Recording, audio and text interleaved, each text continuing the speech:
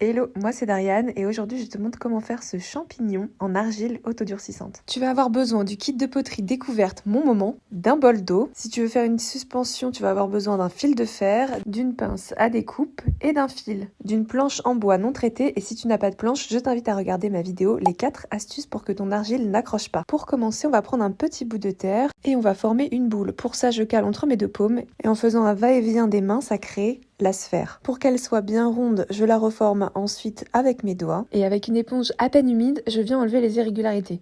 Je pose la sphère sur mon plan de travail, avec la paume de ma main, je vais faire un petit boudin et je vais venir pincer une des extrémités pour former un petit cône. Je n'hésite pas à humidifier avec mes doigts pour lisser la surface et enlever toutes les petites ridules qui se seraient formées.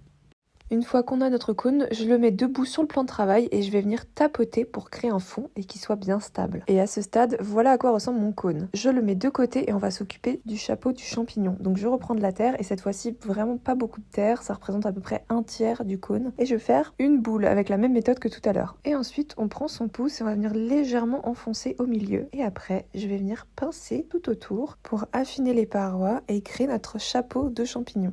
À ce stade-là, on n'hésite pas à prendre son temps et essayer de ne pas faire non plus trop fin pour pas que ça se fissure au séchage. Donc ici, on est plutôt sur une bonne épaisseur. Ensuite, je vais prendre l'ébauchoir, je vais faire des petites griffures là où je vais coller mes deux parties.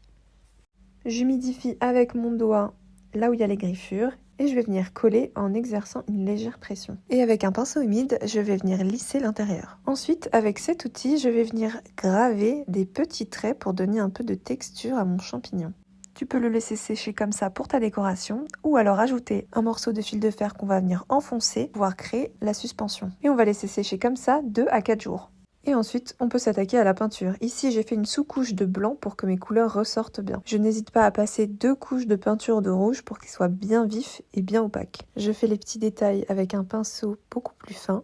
Et une fois que la peinture a bien séché, on va pouvoir vernir. Donc je place le pinceau à l'intérieur du vernis. Bon là, je m'assure que ça soit bien sec. Et on y va, on fait sa couche. Alors là, si on voit que c'est un peu bleuté, c'est normal. C'est le vernis qui est comme ça. Mais tu vas voir, quand ça va sécher, on va plus rien voir. Une fois qu'on a tout recouvert, on vient laisser sécher quelques minutes. Et après, tu vas voir, ça va devenir bien brillant comme ici. Pour créer la suspension, j'ai pris du fil de raffia que je vais venir glisser à l'intérieur de mon fil de fer, faire un nœud, et voilà le résultat. Tu as maintenant une belle suspension pour ta décoration d'intérieur ou ton sapin de Noël. Et je te dis à très vite pour de nouveaux tutos.